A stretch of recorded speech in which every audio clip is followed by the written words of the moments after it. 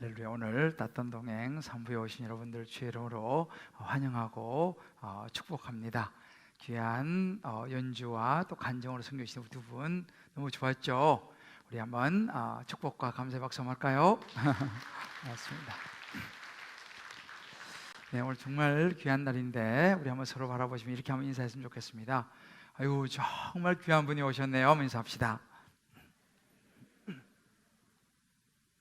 네, 한 분 한 분 너무너무 귀한 분들이 오늘 또 이렇게 특별히 따뜻한 동행에 또 초대되어서 오시고 또 우리 성도님들 함께 하셔서 얼마나 감사한지 모르겠습니다. 저희 교회는 봄에 한번, 가을에 한번 이렇게 많은 분들 초대해서 함께 예배 드리는 그런 시간을 갖는데 오늘이 이제 그런 시간이고 그런 날입니다. 참 감사한 마음이 많습니다. 주님께서 여러분 한 분 한 분을 축복하시기를 기도합니다. 우리 시대에 성공 신화를 쓴 사람들이 많이 있습니다.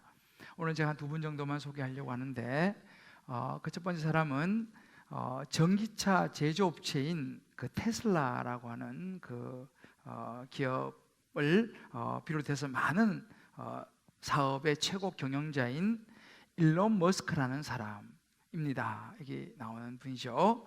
이 일론 머스크라는 분이 그런 이야기를 합니다.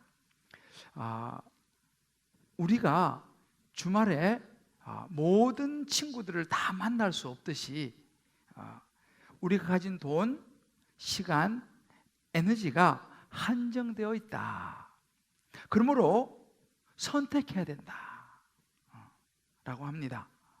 가장 가치 있는 것을 위해서, 더 중요한 것을 위해서 덜 중요한 것을 포기해야 된다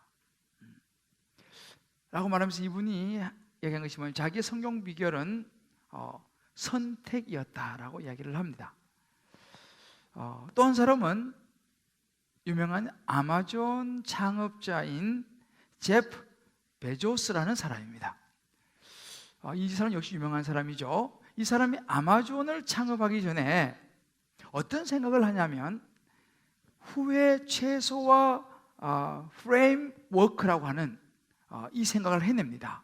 후회를 최소화하는 프레임워크입니다. 그래서 생각한 게 뭐냐면 자신이 80세가 되었을 때 자신을 돌아보면서 그때 내가 내 인생의 후회를 최소화할 수 있는 목표를 나름대로 설정을 합니다. 그래서 후회 최소화 프레임워크입니다. 그것이 왜 그러냐면 그것이 자신에게 가장 중요한 선택을 할 수 있도록 도와주더라는 것이죠. 그때를 생각하면서 지금 오늘을 선택해 나가면요. 그러면서 이분이 아마존 창업에 뛰어들었습니다. 이 두 사람의 그 공통점이 뭐냐? 이 성공 비결이라는 것은 올바른 선택이었다는 것이죠.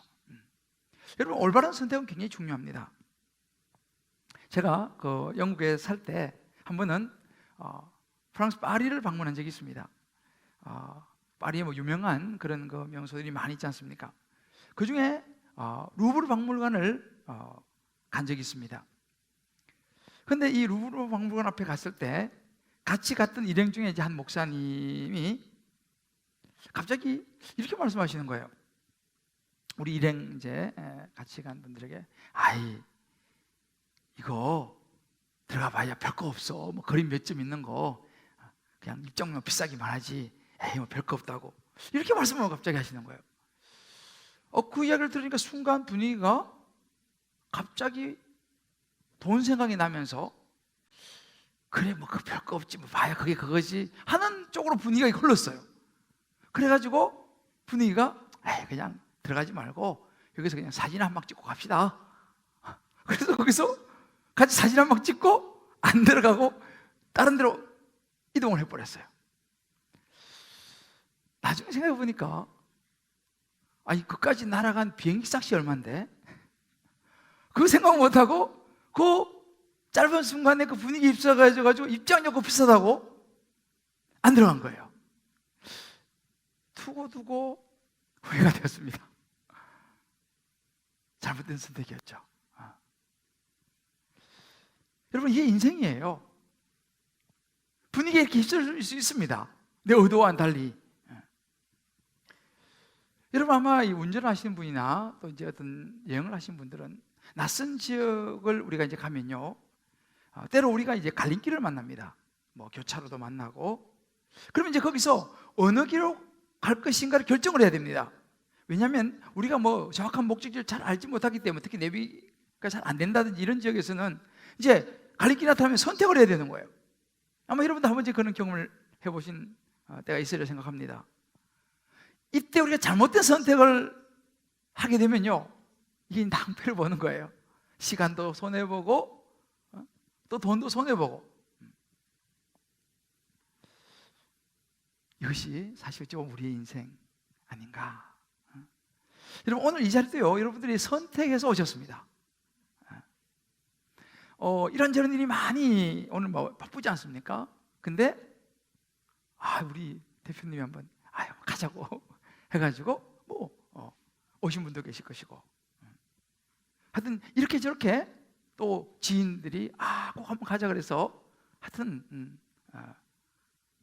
오신 분들, 또 어떤 분들은 가정의 평화를 위해서 오신 분들, 이런저런 아마 이제 그 상황 속에서 오셨으리라 생각됩니다. 그러나 이것 역시 마찬가지로 선택인 거죠. 우리 성도님들 마찬가지입니다. 이런저런 많은 일들이 있지만 오늘 이곳에 선택해서 오신 것이죠. 오늘 우리가 성경 본문을 읽지는 않았습니다만, 이 아브라함과 조카 롯의 선택을 하는 이야기입니다. 오늘 처음 오신 분들은 이 아브라함이 누군가, 뭐 롯이 누군가 조금 이제 낯설 수 있으신데요, 한번 들어보시면 조금 이해가리라 생각합니다. 아마 아브라함이라고 하는 이름을 들어보신 적이 있을 거예요. 우리 성도님들은 또 지난주 이어서 들으시니까 아마 그렇게 어렵지는 않을 것 같고요. 이제 아브라함이라고 하는 중요한 성경의 인물이 있습니다. 이 아브라함이 이제 흉년이 들어서 애굽, 지금 이집트라는 곳으로 이제 내려갑니다. 근데 거기 내려가면서 이 아브라함의 부인이 굉장히 예뻤습니다. 근데 그 낯선 지역으로 가면서 좀 두려웠습니다. 왜냐하면 낯선 땅에 가서 혹시라도 우리 부인이 예쁘니까 부인을 자기는 죽이고 부인을 빼앗아 가면 어떨까 하는 두려운 마음이 있어서 이제 작전을 세우기를 부인하고 이렇게 이야기하면서, 누가 물어보면 당신을 내 누이라고 하자고, 그렇게 이제 작전을 세워서 이제 애굽 이집트로 들어가는데, 아니나 다를까 이 예쁜 부인이 눈에 금방 띄었습니다. 당시 애굽 이집트의 왕 바로가 이 부인을 자기 여자로 삼으려고 왕궁으로 불러들이는 위기가 옵니다. 그때 하나님께서 개입을 하셔가지고 겨우 그 위기에서 모면을 하면서 이 부인을 데리고 아브라함이 다시 애굽을 떠나게 되는 그런 이제 오늘 장면인데요. 그래서 다시 본인들이 있던 가나안 땅으로 이제 올라와서 그곳에서 오늘 이제 4절 말씀 보면 다시 하나님 앞에 제단을 쌓고 예배를 드리는 그런 모습, 다시 초심으로 이제 돌아가는 그런 모습이 이제 성경에 나옵니다. 근데 여기서 문제가 발생을 합니다. 이 아브라함이 항상 다니던 곳에 자기 조카 롯도 같이 데리고 다녔는데요. 이제 시간이 지나면서 이제 아브라함도 조카 롯도 이제는 가축이 늘어나기 시작했습니다. 재산도 늘어나기 시작했습니다. 그러니까 어떤 문제가 생기냐면, 이제 가축도 늘어나고 재산도 늘어나게 되면서 그것들이 갔던 곳이 그 원래 또 원주민도 살았습니다. 가나안 사람, 브리스 사람, 이런 사람이 살고 있었습니다. 근데 문제는 뭐냐면, 그들이 살고 있는 그 제한된 지역에 이 가축을 먹일 물과 풀이 넉넉지 않았다는 사실입니다. 예를 들면 이제 이 잠실이라고 보면요, 이 잠실이라고 하는 이 지역에 이제 아브라함과 롯의 일행이 왔고 또 원래 살던 원주민이 있는 이런 이제 지역인데, 물론 여기는 이제 한강이 있기 때문에 물이 뭐 풍부하지만 거기 이 가나안 땅은 그렇게 물이 풍부한 땅 아닌 척박한 땅이었습니다. 그런데 가축들이 늘어나고 사람들이 늘어나니까 문제가 된 것이죠. 공간적으로도 문제가 되고 풀과 또 물과 또 이런 거 양식거리를 공급하는 것이 문제가 됐습니다. 서로 막 싸우는 겁니다. 그래서 아브라함이 그걸 보고 이야기합니다. 야, 우리가 가족 아니냐, 우리 친척끼리 이렇게 싸워서는 안 되겠다, 뭔가 대책을 세우자 하고 이제 상황을 정리하면서 거기서 아브라함은 선택을 합니다. 당연히 아브라함은 어른입니다. 롯은 조카입니다. 그러니까 어른이고 전체 리더이기 때문에 얼마든지 자기가 너는 저쪽으로 가라 이렇게 할 수 있습니다. 그런데 아브라함은 그렇게 하지 않고 그 우선권을 조카에게 줍니다. 그러면서 오늘 구절 말씀 보면 이런 구절이 있습니다. 내 앞에 여기 온 땅이 있다. 이제 우리가 이렇게 같이 살기는 서로 너무 힘들고 하니, 서로 다툼이 일어나니, 또 다른 사람 보기도 그러니 너가 이제 떠나가야 하겠다. 그런데 너가 만약에 좌하면 나는 우하겠다. 네가 만약에 오른쪽을 선택하면 나는 왼쪽을 선택하겠다. 너가 선택하고 남은 나머지를 내가 선택하겠다라고 이야기합니다. 참 쉽지 않은 양보인데 아브라함이 그렇게 합니다. 자, 그 상황에서 이제 조카 롯이 어리지만 자기 선택권이 주어졌습니다. 눈을 들어서 요단 들녘을 쫙 이제 바라봅니다. 보는데 소알이라고 하는 그 지역을 보니까 물이 넉넉하죠. 아주 땅이 기름져 보이죠. 야, 저곳으로 가면 내가 우리 가축도 마음껏 먹이고 우리도 배불리 먹고 잘 살 수 있겠구나, 재산도 늘릴 수 있겠구나 라는 생각을 합니다. 또 그곳은 하나님 여호와의 동산, 마치 에덴 동산 같고 애굽 땅과 같았더라. 애굽은 풍부했습니다. 물도 풍부하고 애굽 같은 참 보기 좋은 그런 지역, 거기에 이제 이 롯의 시선이 머물게 됩니다. 당장 롯은요 이것저것 생각할 것 없이 나는 저곳으로 가겠습니다 라고 선택을 합니다. 근데 그 지역을 선택한 결과는 상당히 참혹했습니다. 그 지역은요 이제 나중에 나옵니다만 이 당시의 부패와 굉장히 발달하고 살기 좋은 지역이지만 부패와 죄악으로 가득한 멸망할 소돔과 고모라 지역이었습니다. 그래서 오늘 성경 13절을 보면 이렇게 말합니다. 소돔 사람은 여호와 앞에 악하며 큰 죄인이었더라 라고 설명합니다. 그런 지역이었습니다. 이 부분을 이 칼빈이라고 하는 유명한 신학자는 말하기를, 롯은 낙원에서 살고 있다고 생각하는 순간 그 좋은 땅, 소알지역 좋은 땅, 낙원에 살고 있다고 생각하는 순간 지옥과 같은 구렁텅이로 빠져든 것이다 라고 이 부분을 설명합니다. 그것들 보기 너무너무 좋은 파라다이스, 낙원, 기름진 땅이었지만 선택해서 그곳으로 들어가는 순간 거기는 죄악으로 가득 찬 지옥의 구렁텅이로 빠져든 것이다 라고 설명하는 것이죠. 아무튼 롯은 그쪽으로 떠났습니다. 이제 남은 땅은 가나안의 척박한 땅. 아브라함은 그곳을 이제 선택의 여지가 없지, 그곳에 머물면서 이제 살게 됩니다. 오늘 이 말씀 가지고 저는 롯과 아브라함의 선택, 이 부분을 잠시 여러분들과 좀 나누고 말씀을 좀 정리하려고 합니다. 자, 그러면 롯의 선택은 어떤 선택이었습니까? 롯은요 우선 보기에 좋은 현실을 선택했습니다. 아마 여러분 지난주부터 나눠드렸던 말씀 노트 있죠? 거기 보면 여기에 현실이라는 이제 단어가 들어가면 됩니다.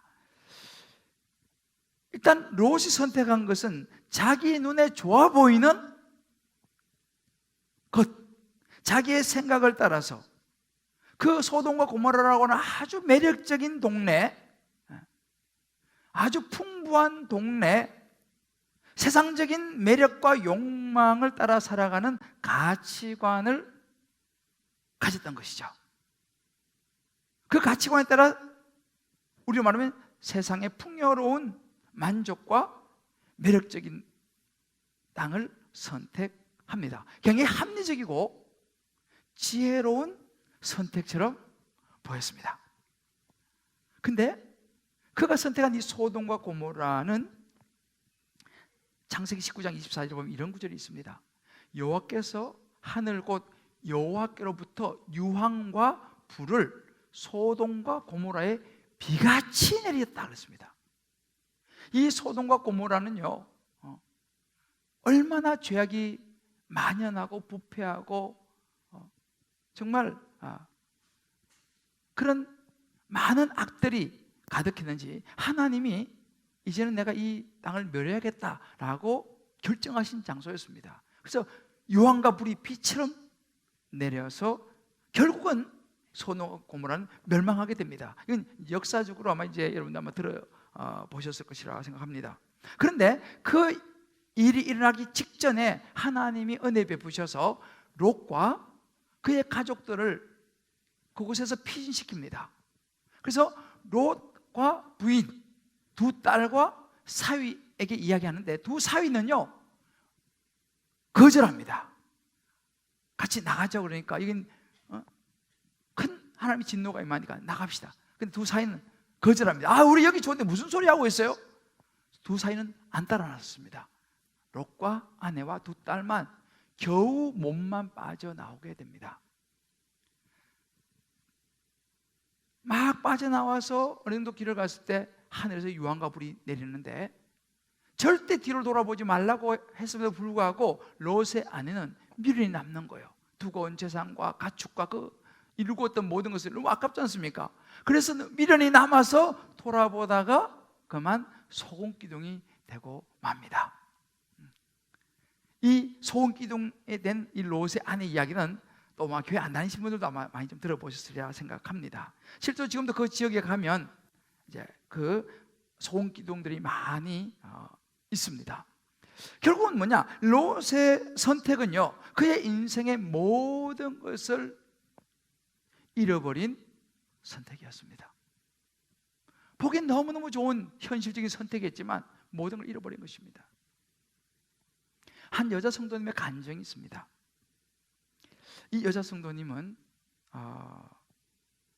결혼 때가 돼서 명문대 출신의 학벌을 좋은 남자, 거기다가 경제적으로도 넉넉한 집안의 환경을 가지고 있는 남자를 만납니다. 근데 이 남자가 예수를 안 믿는 거예요. 교회를 안 다니는 거예요. 근데 이 남자가 그렇게 말합니다. 내가 결혼하면 교회를 다니겠어.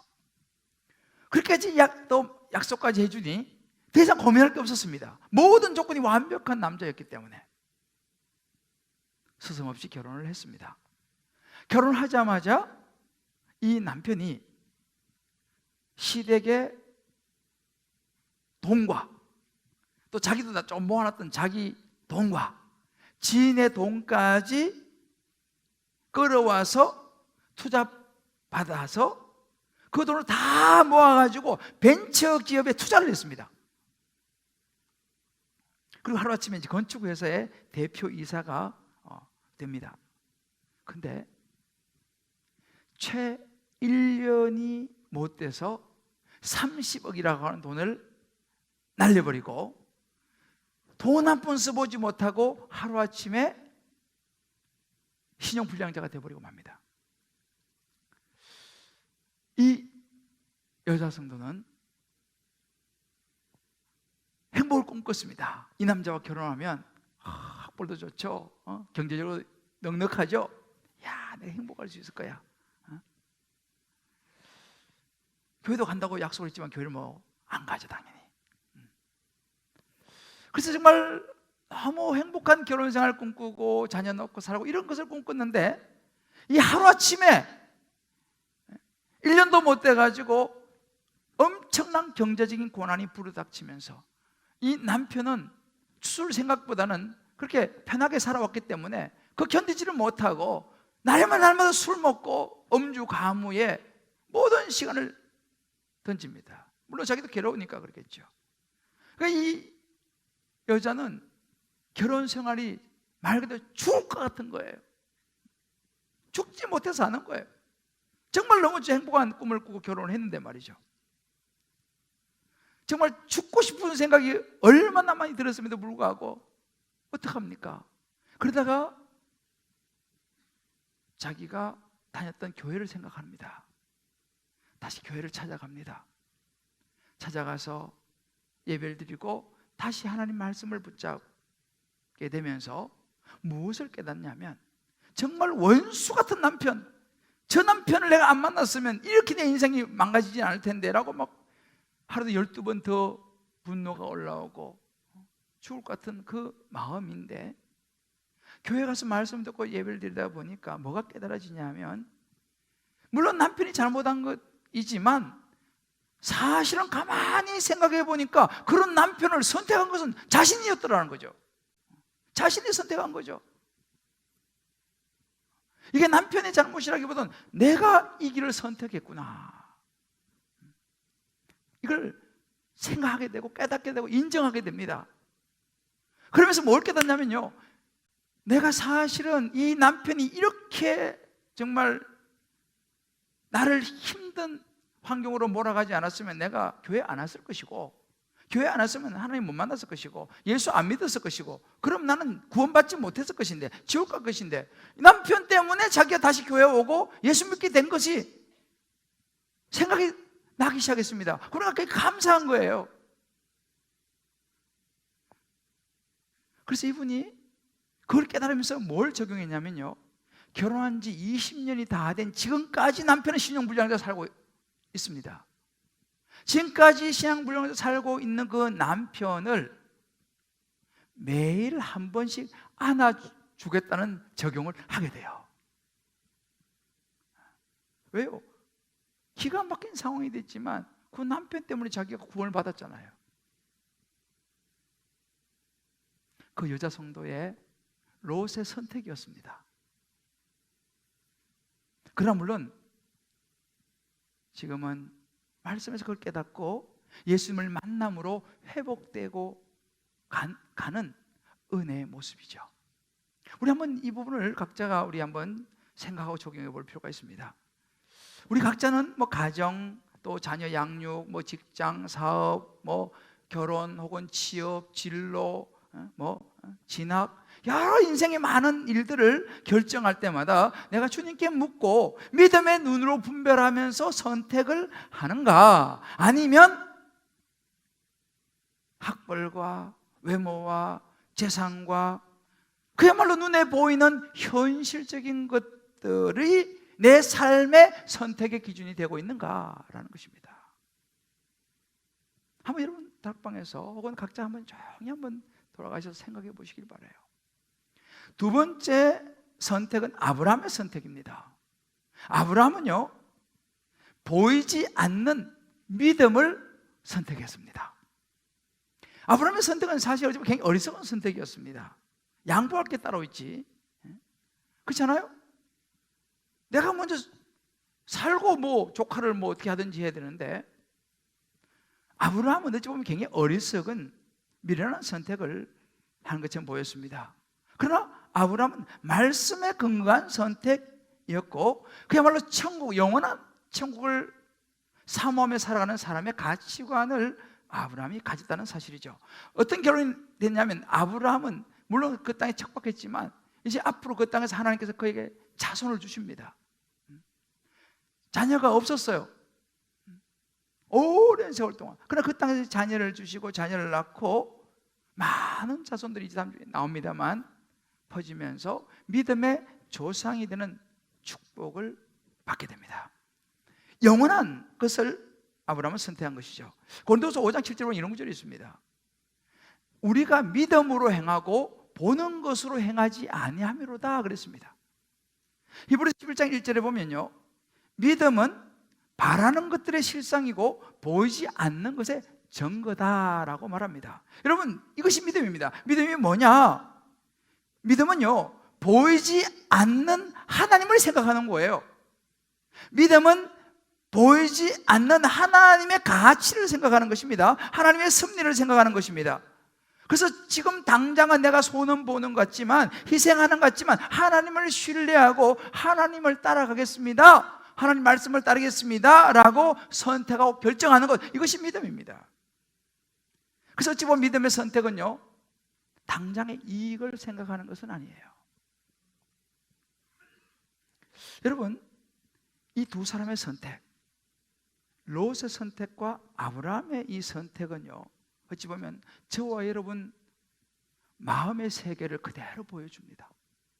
우리 마음에서 우리도 살아가면서 신앙인으로서 혹은 그렇지 않다 하더라도 우리의 삶이 어찌 보면요, 매 순간 이러한 선택의 기로에 우리는 서서 살아가고 있습니다. 그 선택을 따라서 우리의 앞으로의 모든 삶도 정리될 것입니다. 오늘은 따뜻한 동행입니다. 말씀드린 것처럼 이 따뜻한 동행은 이제 교회 안 다니시는 분들을 또 초청하고 또 우리 교회 성도들도 같이 함께하는, 어찌 보면 이 따뜻한 동행은 선택의 문제를 다루는 시간입니다. 어떤 선택입니까? 롯의 선택이 아닌 아브라함의 선택을 하도록 돕고 생각하는 시간이죠. 그래서 믿음은 선택이기 때문입니다. 물론 지금 당장 우리는 하나님 나라가 안 보입니다. 천국이 안 보입니다. 아마 여러분들이 이제 오늘 교회에 초대받아 오신 분들이 생각해 보실 때 이거 어리석어 보이는 이야기 아닙니까? 아이, 천국이 어디 있어? 보여? 하나님 나라가 어디 있어? 무슨 말도 안 되는 소리를 하고 있어? 여러분, 맞습니다. 말이 안 되는 이야기입니다. 천국이 안 보입니다. 사실 예수 믿는다는 게 그렇습니다. 보이지 않습니다. 아마 여러분 좀 그런 생각을 하시는 분이 계실지 모르겠어요. 뭐 손에 뭐 잡히는 게 있어? 그저 뭐 교회 다니는 것이 마음 또 위로도 좀 되고, 그냥 좀 마음이 편안하게, 그런 평안 정도 없고 뭐 그러고 다니는 거지 뭐 하나님 나라 그런 난 모르겠고 라고 생각하는 분이 있을 수도 있습니다. 아마 말씀드렸지만 오늘 여기 오신 분들이 하여튼 여러 상황으로 오셨을 거예요. 가정의 평화를 위해서 하도 분이 가자 그러니까 부터 시작해서 아무튼 자더라도 교회 가자자. 우리 유승대 우리 선생님처럼 딱 들어오셔서 그냥 들어오시면서부터 주무시기 시작해가지고 교회에서 주무시면요 피로가 잘 풀려요. 저도 해봤어요. 피곤할 때 교회 오세요. 그럼 피로가 쫙 풀립니다. 특히 설교 들으면서 자면요 얼마나 피로가 쫙 풀려요. 뭐 걱정하지 마시고 피곤하시면 눈을 감고 그냥 쉬세요. 아무튼 뭐 여러 가지 오늘 한번 우리가 진지하게 생각해 보면 좋겠습니다. 인생의 여정에서 우리는 어떤 선택을 해야 할 것인가? 그죠? 여러분 한번 생각해 보십시오. 지금까지 살아오시면서 저와 여러분은 우선 눈에 보이는 현실적인 롯의 선택을 하면서 살아왔습니까? 아니면 보이지 않지만 영원한 하나님의 나라 예수를 믿는 아브라함의 믿음의 선택을 하며 살아왔고 살아가고 계십니까? 그렇다면 우리가 생각해 볼 것이 뭐냐면 아브라함의 믿음의 선택이 도대체 뭐냐? 오늘날 2019년 10월 27일 날 이 점심때 여러분이 저와 여러분 여기 앉아 있습니다. 현 이 시점을 살아가는 저와 여러분에게 믿음의 선택이라는 것은 도대체 뭐냐 말이죠. 어떤 걸 의미하느냐는 것입니다. 이게 중요한 부분이죠. 저와 여러분에게 이 믿음의 선택, 이 시점에서 믿음의 선택은요 예수 그리스도입니다. 여러분, 사람은요 아담과 하와로부터 시작해서 죄의 자녀가 되었습니다. 아담과 하와가 선악과를 따먹으로 해서 하나님의 법을 어기면서 죄를 짓게 되고 에덴 동산에 쫓겨나게 되죠. 그때로부터 아담과 하와가 지은 죄가 우리 모든 인류에게 물려 내려왔습니다. 그 사람은요 딱 태어나면요 그 죄의 씨앗이 우리 안에 이미 가지고 태어납니다. 죄의 본성을 가지고 태어납니다. 여러분, 자녀를 낳아서 키워보시면 알죠. 아기가 태어나가지고 조금 움직이기 시작하다가 좀 더 크면 자기 마음에 안 들면 엄마를 막 꼬집어요. 그거 누가 가르쳐 줬습니까? 마음에 안 꼬집어라 가르치는 사람이 없습니다. 좀 더 크고 생각이 막 하고 그러면요, 상황이 좀 불리해지면요, 살짝 거짓말도 조금씩 해요. 여러분, 누가 거짓말을 하고 엄마가 가르쳤습니까? 아니죠. 이것이 죄의 본성입니다. 죄의 본성이 우리 안에 있는 것이죠. 그래서 이것이 우리의 모습인 거죠. 그래서 성경은 이렇게 말합니다. 로마 3장 23절에 모든 사람이 죄를 범하였음에 이 사람이 죄를 안 진 사람이 없다는 거예요. 이미 죄의 씨앗을 가지고 태어난, 죄의 본성을 가지고 태어날 뿐만 아니라 살아가다가 이런저런 죄를 짓는다는 것입니다. 가장 큰 죄는 뭔지 아세요? 성경이 말하는 하나님을 믿지 않는 것이 가장 큰 죄다는 것이죠. 그러니까 모든 사람이 죄를 범하였으니 하나님의 영광에 도달하지 못한다. 다시 말하면 영원한 하나님 나라에 가지 못한다라고 성경은 우리의 모습을 정확하게 이야기해 주고 있습니다. 그럼 인간의 운명이 어떻게 됐습니까? 이것이 인간의 운명, 이 죄로 말미암아 주어지는 인간의 운명입니다. 히브리서 9장 27절에 이렇게 말합니다. 한 번 죽는 건 사람이 딱 정해졌다는 것입니다. 왜요? 죄의 삭은 로마서 6장 23절에 보면 죄의 삭은 사망입니다. 그래서 죄로 인해서 우리 인간은 죽음이 왔습니다. 원래는 죽음이 없었습니다. 그런데 아담과 하와가 죄를 지음으로 에덴 동산에서 쫓겨나면서 죽음이 왔습니다. 그러니까 한 번 죽는 것은 죄를 지은 모든 사람이 딱 정해졌습니다. 그러나 그것이 끝이 아닙니다. 그 이후에는 심판이 있다는 거예요. 죄값을 치르는 심판이 있다는 것입니다. 이것이 인간의 운명입니다. 심판의 결과는 뭡니까? 영원한 지옥입니다. 왜? 죄값을 치르는 심판의 대가는 영원한 지옥인 것이죠. 그러나 하나님 우리를 너무 사랑하셨습니다. 하나님께서 만든 이 피조물이 죄로 인해서 모두 영원한 형벌 지옥으로 가는 것을 하나님은 원하지 않으셨습니다. 그래서 여러분이 아시는 요한복음 3장 16절을 보면 하나님이 세상을 이처럼 사랑하셨습니다. 너무너무 세상을 사랑하셨습니다. 저와 여러분을 다 사랑하셨습니다. 그런데 우리의 운명은 무엇입니까? 죄로 인해서 심판을 받고 영원한 지옥 가야 되는 거죠. 하나님은 이것을 너무 가슴 아파하시면서 우리에게 새로운 길을 열어놓으셨습니다. 그것이 뭐냐면 우리의 이 죄의 문제를 해결할 수 있는 통로를 열어놓은 것입니다. 그것이 바로 세상을 이처럼 사랑하사 독생자를 주었으니 하나밖에 없는 독생자 아들 예수 그리스도를 우리에게 내어주신 것입니다. 그래서 예수님이 땅에 오셔서 우리의 모든 죄를 다 덮어 쓰시고 십자가에서 죄값을 치렀어요. 죽으셨습니다. 왜요? 죄값을 치러야 되니까. 죽으시고 사흘 만에 부활하셨어요. 그리고 다시 하나님의 아들의 자리로 올라가셨습니다. 그러므로 인해서 이것을 믿는 사람들마다 예수님을 보내셔서 예수님이 오셔서 우리 죄를 사해 주신 것, 이것을 믿는 사람들마다 이제는 멸망으로 가는 게 아니에요. 심판받는 게 아닙니다. 영생을 얻게 하려 하십니다. 천국으로 갈 수 있도록 하나님이 구원의 길을 열어놓으신 줄 믿으시기를 바랍니다. 이게 하나님의 계획입니다. 그래서 에베소 2장 8절 이렇게 말합니다. 너희가 그 은혜를 인하여 믿음으로 말미암아 구원을 받았으니, 그 은혜가 무엇입니까? 하나님이 우리의 죄를 대신 사해 주시기 위해서 하나밖에 없는 아들을 이 땅에 보내서 십자가에 못 박아서 죽게 만드심으로 우리의 모든 죄를 다 담당하게 하셔서 우리가 그분을 믿음으로 구원을 받는, 이것은 은혜라는 거죠. 하나님의 은혜 베풀어 주신 거죠. 그래서 하나님께서 아들 내어주신 은혜로 말미암아 우리가 그것을 믿음으로 말미암아 구원을 받게 된다는 것입니다. 이것은요, 우리가 무슨 뭘 해서가 아니라는 거예요. 너희에서 난 것이 하나님의 선물이다. 선물은 계산하는 게 아니죠. 그냥 받는 거죠. 우리가 어떻게 죄값을 계산할 수 있겠습니까? 죄값을 계산할 수가 없는 거예요. 하나님의 선물인 것이죠. 그래서 우리가 하나님이 우리에게 주신 선물, 이 영원한 생명이라고 하는 선물을 우리가 받는 것, 이것이 우리에게 믿음의 선택입니다. 그래서 저는 오늘 여기 처음 오신 분들, 이런 이야기를 별로 들어보지 못한 분들은 오늘 이 말씀을 잘 들으시고 이 구원의 선물, 영원한 생명을 얻는 믿음의 선택을 하시고 영원한 생명을 꼭 가지고 돌아갈 수 있게 되기를 주의 이름으로 축복합니다.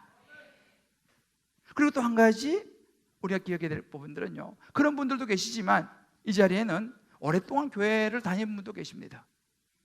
신앙생활 제법 오래 하신 분도 계십니다. 근데 교회를 제법 오래 다녔음에도 불구하고 좀 막연하게 다녔다든지, 아니면 그냥 마음의 평안을 위해서, 아니면 가정의 평안을 위해서 다녔다든지, 그럴 수 있죠.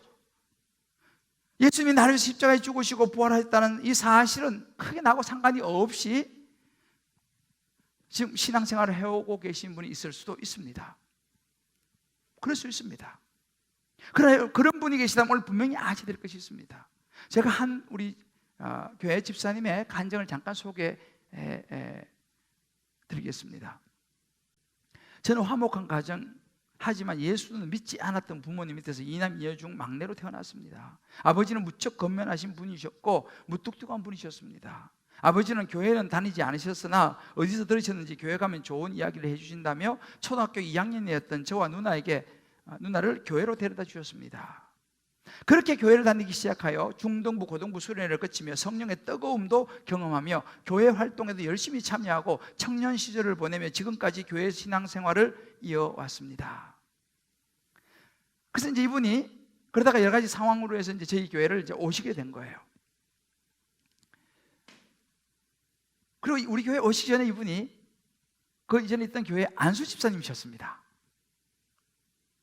근데 이제 우리 교회 오셔서 쭉 계시다가 이제 이번에 훈련을 이제 밖에 오시면서 이번에 저하고 이제 훈련을 시작했습니다. 몇 주 전 이야기입니다. 훈련 때 목사님이 예수님을 인격적으로 받아들인 때가 구체적으로 언제냐고 물어보셨습니다. 생각해보니 막연히 중고등부 수련회 때 성령 체험과 이후의 신앙생활 속에서 하나님이 함께 하심을 느끼고 있었지만 지금 당장 내가 죽는다면 천국으로 갈 수 있는 구원의 확신이 있느냐는 질문에는 바로 답을 할 수 없었습니다. 40년간의 교회 생활, 신앙생활에 구원의 확신이 없다는 것을 인정하기 싫었지만, 여러분 생각해 보십시오. 안수 집사입니다. 40년 신앙생활, 교회생활 했습니다. 그런데 구원의 확신이 없다라고 하는 것을 솔직히 말하기가 쉽겠습니까? 어려운 이야기죠. 남들이 이목이 있죠. 내가 지금 40년을 신앙생활을 지금부터, 근데 안수 집사라는 타이틀도 내가 가졌는데 내가 구원의 확신이 없다고 말하는 것은 여러분 이거 굉장히 어려운 이야기예요. 절대 쉬운 이야기가 아닙니다. 근데 이분은요, 힘들었지만 주저주저 하긴 했습니다만은 자존심보다는요 생명의 구원을 선택했어요.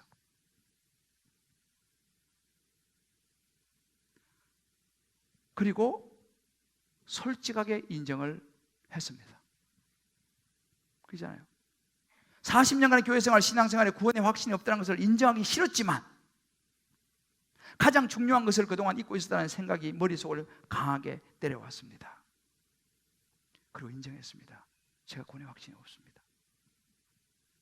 목사님의 인도를 따라 영접 기도를 다시 했습니다. 영접하는 자고 그 이름을 믿는 자들에게는 하나님의 자녀가 되는 권세를 주셨으니 말씀을 받아들였습니다. 그동안 신앙생활을 하면서 참석했던 수많은 예배, 집회, 부흥회, 그리고 따뜻한 동행 등에서, 우리 교회에서도 여러 번 따뜻한 동행 했죠. 등에서 영접 기도는 수없이 많이 해왔지만 이제는 말씀으로 확신을 합니다. 전에는 습관적으로 그리고 별 생각 없이 읽어왔던 말씀이 이제는 영원히 변치 않는 하나님의 약속의 말씀으로 믿어집니다. 이제는 말씀을 근거로 예수님은 나의 구원자가 되시며, 말씀을 근거로 이제 예수님 나의 구원자가 되시며 그분을 믿음으로 천국에 갈 수 있음을 확실하게 답할 수 있게 되었습니다. 집에서도 아내와 딸에게 저의 고백을 같이 나누었습니다. 그리고 딸에게 영접 기도문을 읽어주며 요한복음 1장 12절의 말씀으로 구원의 확신을 전해주었습니다. 이분이 그날 이 구원의 확신을 가지고 너무 좋아가지고 집에 가서요 부인하고 딸 불러놓고 자기 신앙 고백을 했다는 거 아니에요. 그리고 딸에게 복음을 제시하고 영접 기도를 시켰습니다. 왜요? 이제 보니까 자기가 이 구원의 확신을 가지고 보니까 이게 너무 중요하거든. 체면이고 뭐고 뭐 자존심이 중요한 게 아니라 너무 중요하고 기쁘거든요. 그러니까 자기 부인에게도 자기 딸에게도 이야기하는 거예요. 그래서 이렇게 고백합니다. 그동안 눈으로만 보아왔던 말씀이, 머리로만 생각되었던 말씀이 이제는 가슴으로 다가옴을 느낍니다. 천국은 마치 밭에 감추인 보화와 같습니다. 예수님 말씀처럼 내 마음밭에 숨겨진 천국을 발견합니다. 사랑하는 성도 여러분, 이것이 복음입니다. 오늘 교회에 초대받아 오신 분들, 혹은 신앙생활을 같이 이렇게 하고 계시는 분들, 우리 모두가 오늘 이 말씀 앞에 한번 섰으면 좋겠습니다. 그리고 이제 분명하게 감정이 아니라, 지식이 아니라, 분위기가 아니라 하나님 말씀으로 오늘 이 복음을 붙들 수 있게 되기를 주의 이름으로 축복합니다. 이 시간 우리 찬양을 한 곡 들으면서 한번 조용히 오늘 이 말씀을 생각해 보시고 다시 한번 믿음의 선택의 주인공들이 다 되시기를 주의 이름으로 축복합니다. 예수가 우리를 부르는 소리. 주님이 이 찬양을 통해 여러분에게 말씀하실 것입니다.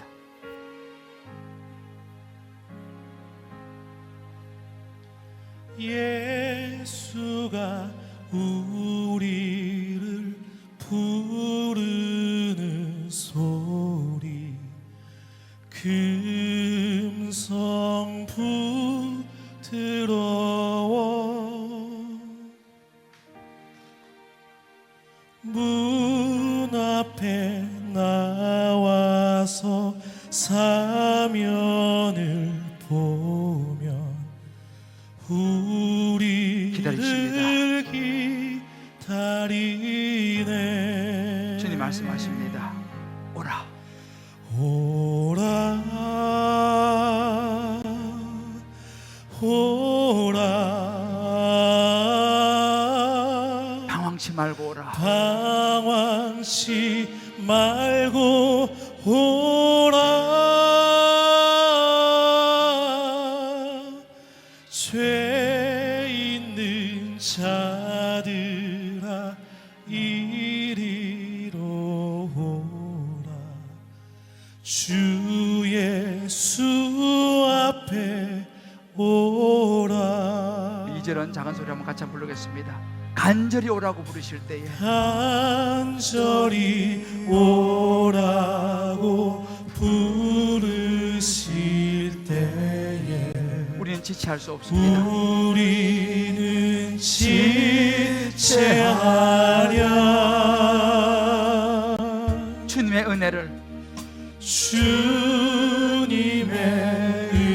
은혜를 왜 아니 받고 못 들은 채 하려나. 주님 말씀하십니다. 오라, 오라, 오라, 오라. 방황치 말고 오라, 방황치 말고 오라. 오라. 죄 있는 자들아, 죄 있는 자들아 이리로 오라. 주 예수 앞에 오라. 주 예수 앞에 오라. 이제 이 시간 우리가 믿음의 선택을 할 시간입니다. 처음 오셨든지 아니면 그동안 교회를 오래 다니셨든지 그것은 크게 중요하지 않습니다. 믿음의 선택을 하느냐, 오늘도 그냥 지나가느냐의 문제입니다. 믿음의 선택은 예수 그리스도를 선택하는 것입니다. 목사님, 그럼 어떻게 믿음의 선택을 할 수 있습니까? 복잡하지 않습니다. 영어로 A, B, C로 설명을 드립니다. 믿음의 선택, 예수님을 선택하기를 원하시면 첫 번째 A, 어드미트 하는 것입니다. 예수님을 이제 우리가 알았으니 그분 앞에서 내가 죄인이라는 것을 어드미트 하는 것입니다. 인정하는 것입니다. 예, 제가 죄인입니다. 특별히 뭐 죄지은 생각이 안 날 수도 있죠. 나름대로 바르게 살아오신 분들이 대부분 많을 것입니다. 그러나 여러분, 우리는 이미 태어나면서부터 죄의 본성을 가지고 태어난다는 사실을 잊으시면 안 됩니다. 그리고 살다가 이런저런 나도 알게 모르게 죄를 지을 수 있죠. 가장 큰 죄, 하나님을 믿지 않았던 것이 가장 큰 죄라고 얘기했습니다. 내가 죄인이라고 해서 인정하는 것입니다. 두 번째는 believe입니다. 믿는 것입니다. 나의 이 죄를 위해서 예수님이 이 땅에 오셔서 나의 죄를 감당해서 십자가에 못 박혀 죽으시고 부활하셨다는 사실을 believe, 내가 믿는 것입니다. 그리고 마지막은 선택입니다. 추구하는 거죠. 이제 그 예수님을 내가 이제 믿기로 마음의 작정을 하고 결심을 했으면 선택을 해야 됩니다. 마음의 문을 열고 그 예수님을 내 마음속에 모셔드리는 것입니다. 이것이 선택입니다. 마지막 믿음은 내가 선택해야 하는 것입니다. 내가 주님을 인정하고 예수님을 나를 십자가에 죽으시고 부활하신 분으로 믿기로 결심하고 마지막은 내 마음을 열어서 선택하는 것, 이것이 믿음의 선택의 과정입니다. 요한복음 1장 12절에 보면 영접하는 자 곧 그 이름을 믿는 자에게는 하나님의 자녀가 되는 권세 권리를 주셨다고 했습니다. 선택하는 사람, 받아들이는 사람, 영접하는 사람이죠. 이제 이 시간, 그 선택의 시간, 제가 여러분을 도와드리려고 합니다. 다 같이 눈을 감으시고 저와 함께 조용히 기도하겠습니다. 오늘 말씀을 생각하시면서 여러분 아마 다 이해되지 않을 것입니다. 보여준 믿겠습니다. 여러분 볼 수 없습니다. 보는 것은 잠깐입니다. 그러나 반대로 여러분 믿으면 보게 될 것입니다. 이 시간 이제 나도 이 아브라함처럼, 우리 유성재 우리 집사님처럼 다 이해되지 않지만 나도 영원한 생명, 천국을 선물로 받고 싶습니다, 믿음의 선택을 하고 싶습니다 하는 그런 마음이 드시는 분들은 눈을 감으셔 조용히 오른손을 왼쪽 가슴에 한번 얹어 보십시다. 이것은 나의 믿음의 표현입니다. 이 시간은 하나님과 여러분 개인적인 시간입니다. 네, 감사합니다. 남편이 부인이 대신 손을 얹어줄 수 없습니다. 구원은 개인적입니다. 부모가 자녀가 대신해 줄 수 없습니다. 선택은 내가 해야 하는 것입니다. 대신 가는 거 없습니다. 저도 가슴에 손을 얹었습니다. 그냥 보여주려고 얹은 게 아닙니다. 저는 이 고백을 벌써 했습니다만 다시 한번 하나님 앞에서 이 고백을 하기를 원하기 때문입니다. 네, 감사합니다. 이제 마음에 주저되신 분들이 아마 몇 분 계시는 것 같지만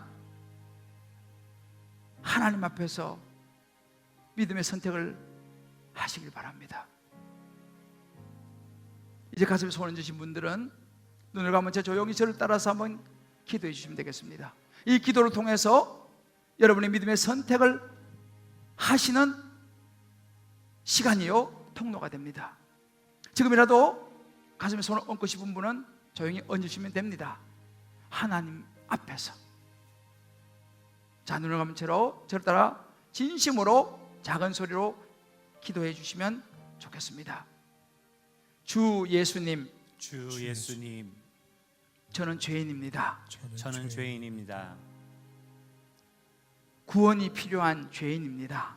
구원이 필요한 죄인입니다. 죄를 용서받아야 할 죄인입니다. 죄를 용서받아야 할 죄인입니다.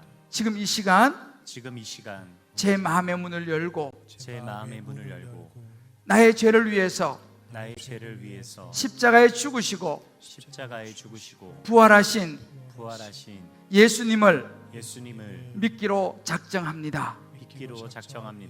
이제 제 마음의 문을 여오니 제 안에 들어오십시오. 영접하는 사람, 예수님의 이름을 믿는 사람, 하나님의 자녀가 되게 하시겠다고 하신 약속 믿습니다. 믿습니다. 제 마음에 들어오신 예수님, 제 마음에 들어오신 예수님, 이제 저의 구원자가 되심을 믿습니다. 이제 저의 구원자가 되심을 믿습니다.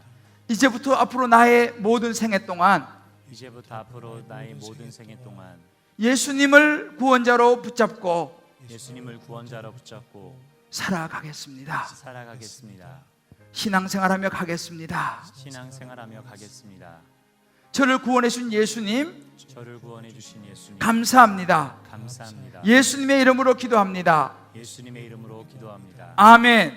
아멘. 제가 한번 기도합니다. 하나님 감사합니다. 오늘 이 자리에는 처음 초청받아 오신 분도 계시고 또 우리 이미 교회 신앙생활하고 계신 분도 계시는데 조용히 가슴에 손을 얹고 믿음의 선택을 했습니다. 하나님의 자녀가 되었습니다. 우리의 지식과 감정이 아니라 말씀에 근거하여 가슴에 손을 얹은 모든 분들 한 분 한 분이 하나님의 자녀가 된 줄 믿습니다. 영접하는 자 그 이름을 믿는 자는 하나님의 자녀가 되는 권세를 주셨다고 하신 약속을 믿기 때문입니다. 이제 예수님 붙들고 살아가는 우리 모두가 되게 하여 주옵소서. 예수님의 이름으로 기도합니다. 아멘. 우리 이 시간 예수님을 선택하신 분들을 우리 한번 축복의 박수 할까요?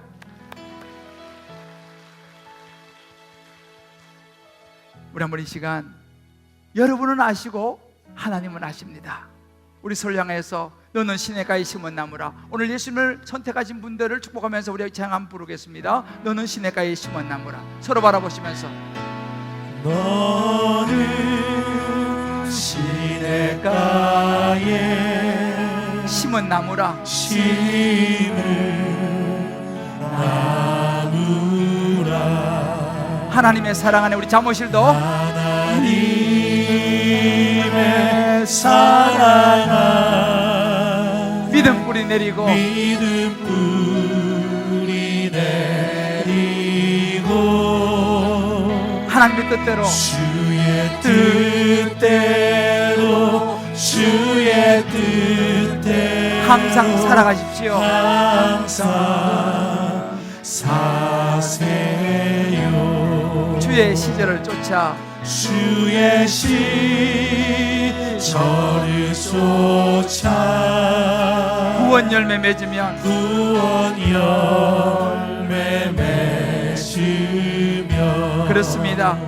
주의 영화로운 빛이 주의 영화로운 빛 너를 보호하리니 너를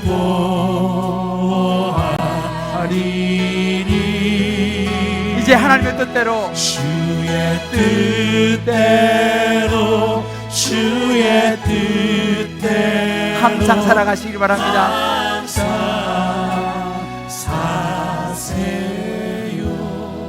우리 한번 축복하겠습니다. 자, 잘 일어나십시다.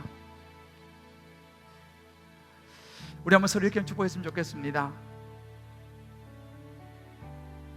믿음의 선택을 한 당신을 축복합니다. 믿음의 선택을 한 당신을 축복합니다. 예수님을 선택하신 당신을 축복합니다. 예수님을 선택한 당신을 축복합니다.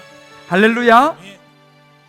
여러분, 오늘 이제 여러분들이 가슴에 손을 얹고 기도하신 분들은 하나님의 자녀가 됐다는 사실을 믿으시기를 바랍니다. 그리고 혹시 여러분들 중에서 아직도 이게 다 이해가 되어지지 않은 분이 있을 수 있습니다. 그렇습니다. 어떻게 다 이해가 될 수 있겠습니까? 혹시 아직도 이해가 다 되지 않는 이런 분들은 여러분 제가 부탁드리고 싶은 것은 다음 주에 한 번만 더 나와주시면 좋겠습니다.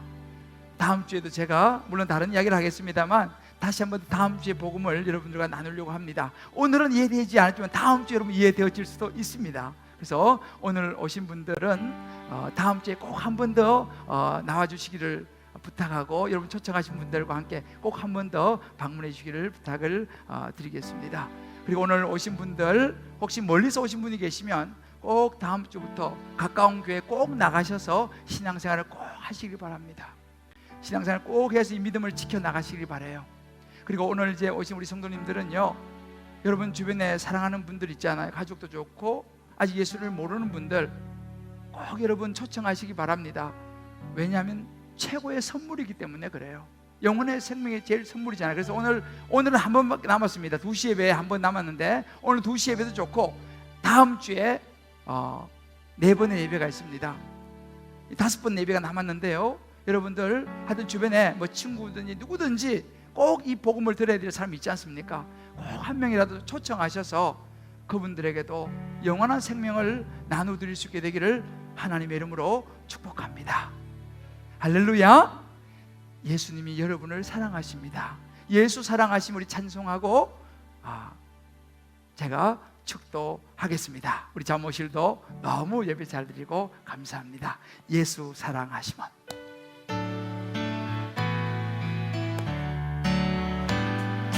예수 사랑하심을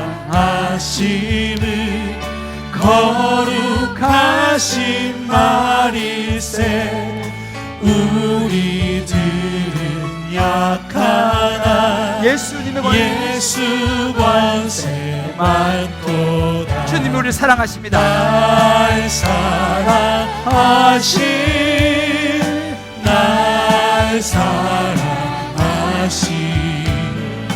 날 사랑하신 성경에 써있네. 내가 연약할수록 내가 연약할수록 우리도 귀히 여기십니다. 더욱 귀히 여기사 하늘 문을 여시고 높은 보좌 위에서 낮은 나를 보시네. 아멘.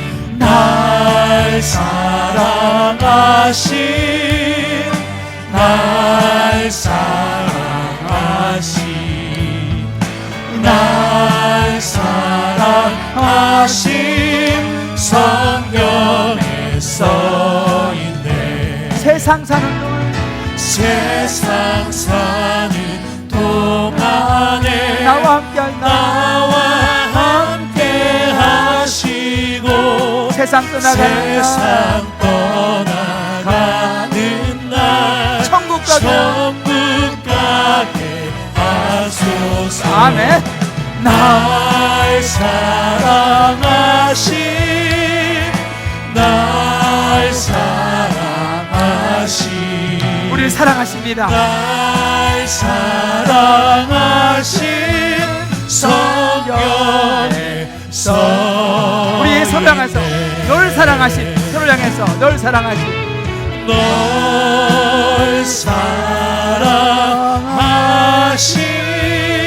널 사랑하신 널 사랑하신 여러분 사랑하십니다. 하나님이 널 사랑하신 성경에 써있네.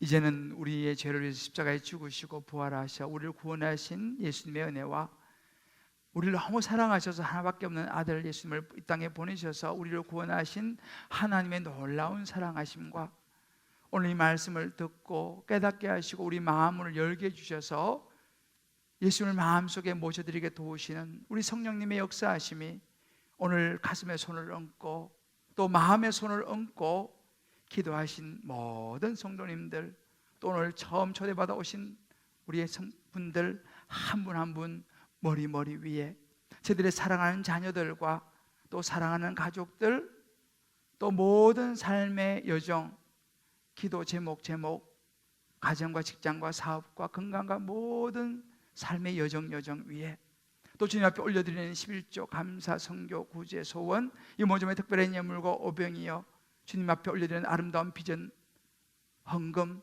그 축복된 손길을 위해 이제부터 영원토록 함께 하시기를 간절히 축원하옵나이다. 아멘. 아멘.